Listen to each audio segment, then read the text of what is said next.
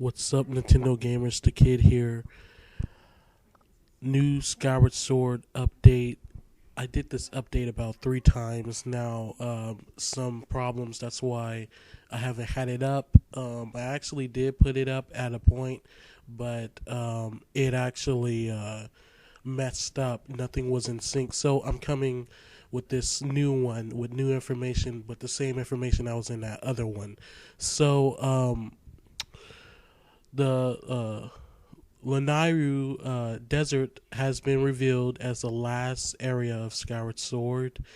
Lanayru Desert. And here's some pretty good information on that. Right here, it says that the Lanayru region was once a lush green landscape, but due to the irresponsible actions of its past inhabitants, the natural resources of the area have been stripped dry. Now all that remains are sands as far as the eye can see, dangerous patches of quicksand, and other hazards.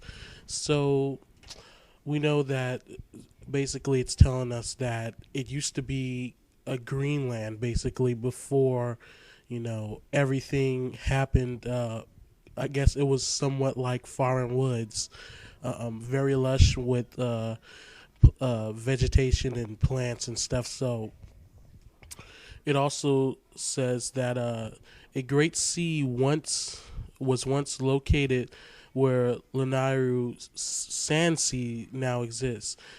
That body of water has dried up, leaving only a vast sand sea behind.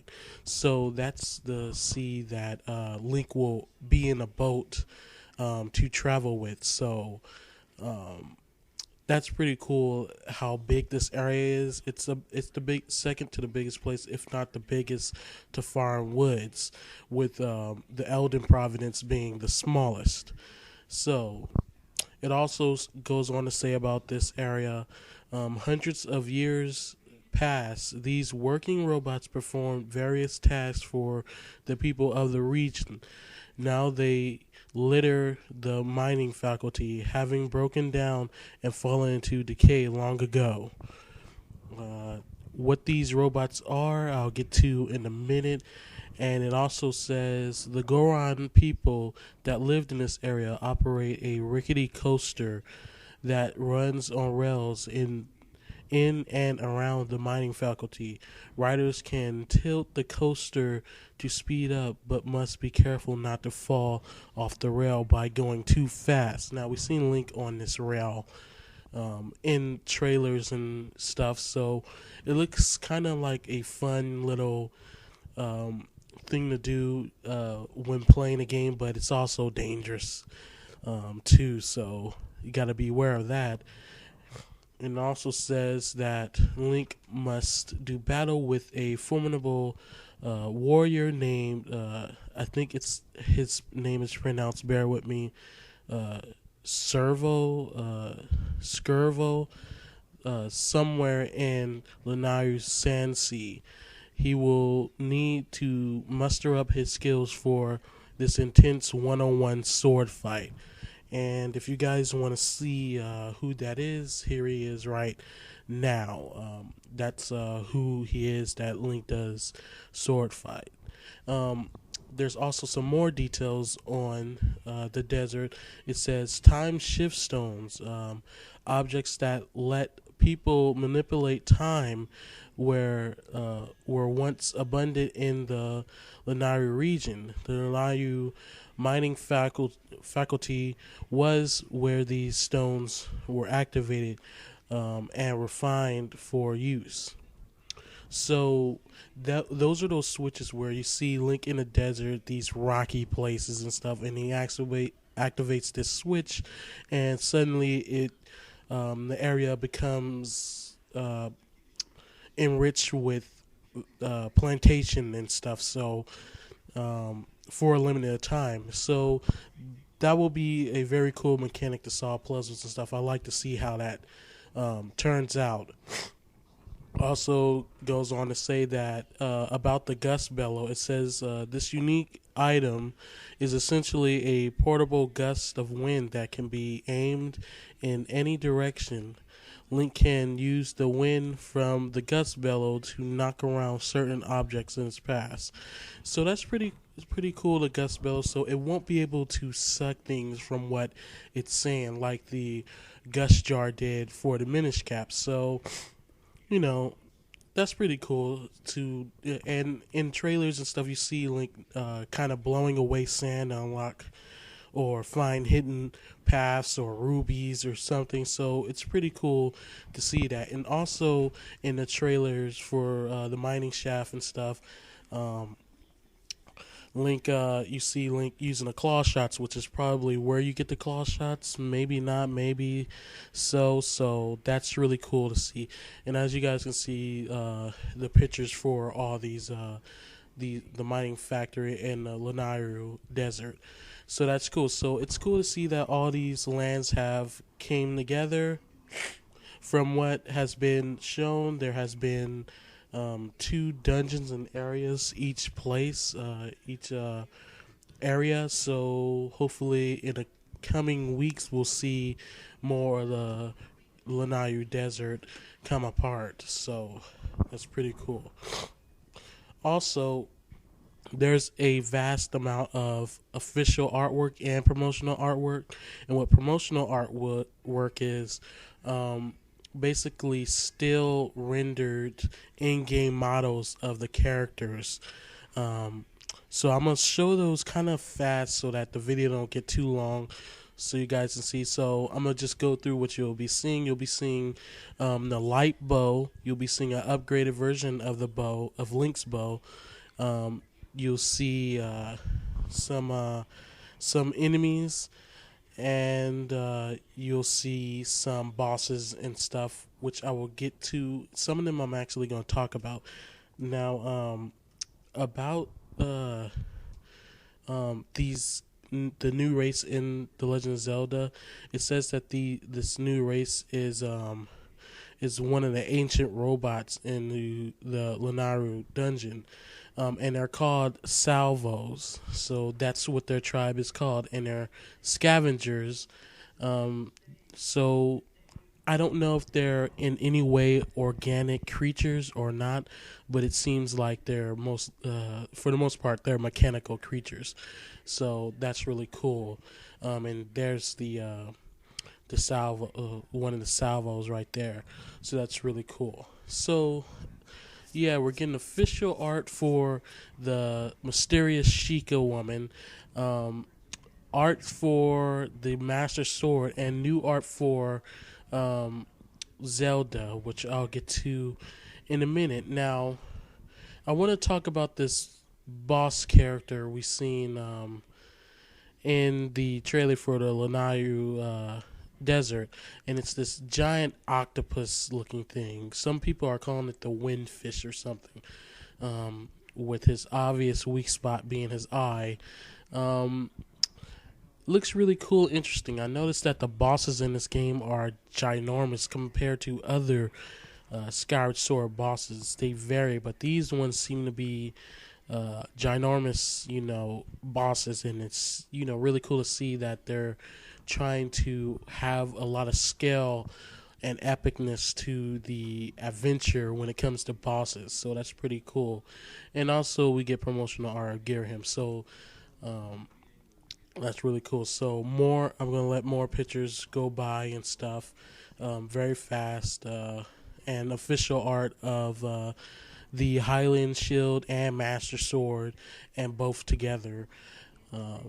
Enemies, chests, and the Beetle upgrade. And a claw shot. So that's cool and stuff. So you guys can see that, all that go around.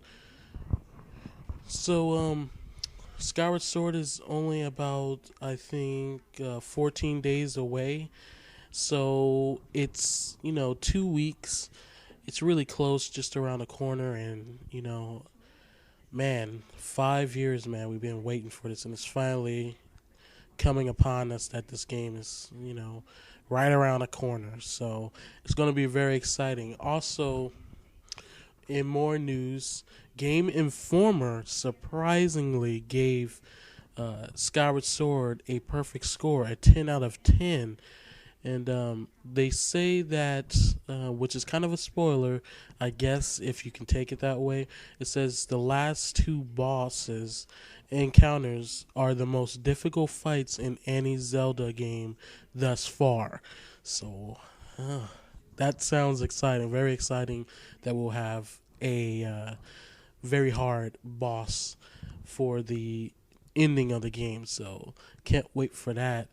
And as far as the new Sheikah, here's her artwork. She has this robe-like material on her now instead of just, being completely, let's say, robeless, whatever this thing is called. And, cool artwork right here. And another thing I wanted to talk about is this thing right here called the Imprisoned. This is what we've seen swallowed up Zelda at one point in the trailers, and apparently it has something sealed inside of it.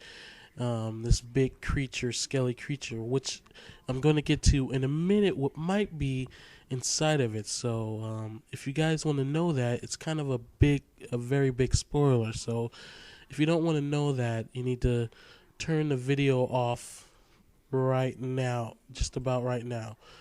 So this guy right here may be the final boss for Skyward Sword, and also may be Girahim's master that he wants to bring back to life. And this guy makes Ganondorf look like some type of joke. I mean, he kind of has this a little bit of a Kuma look to him, to me, but he looks very cool, very, very cool. And wow, it's just so cool. This boss, how come he hasn't appeared in another Zelda? I don't know, but he has flaming hair. He's yoked, basically. He's just gigantic. But the interesting thing about this guy, and I like to note that his scales and stuff match like the scaly figure of the Imprisoned. But the interesting fact here is his sword, what he's wielding. It looks just like the Master Sword, like a corrupted or dark evil version of it. And it has like a crest or jewel right where the Master Sword has its jewel. And you can see the invert Triforce opposed to the Master Sword having its right side up. This one is upside down on his. So his sword looks very evil, very jagged. We got spikes on it and stuff, rip you to shreds, basically. So, wow, this guy looks he looks really cool as a boss. I mean, he looks like he doesn't even belong in a game. And again, this is promotional art. This is not official art for him. So, wow, it's cool, promotional art, which is in-game model. So his model looks really cool for the game, and hopefully we'll get official art for him a little later in the month. But he looks really cool at this point, and you guys can't deny that you're excited for this boss, because he looks 10 times more powerful than Ganon ever was. So if Ganondorf's the king of evil, then this is the king of evil right here. So but with that, that's it for this update, guys. Tell me what you guys think about this update and all the news I mentioned, and if you were able to last through the whole video, tell me what you think about this guy wielding this corrupted Master Sword, which could be the Girahim's master. And tell me what you think about all the other information, the Sheikah artwork and everything. And also check out my channel. My background is inspired by Skyward Sword in dedication of this month. Its release date this month, so it'll be like that all this month. So check it out and tell me what you guys think on my channel comments. And yeah, comment, like, subscribe, and leave your reaction too. And I'll be doing more updates on The Legend of Zelda Skyward Sword as more things are revealed. Thank you guys for watching.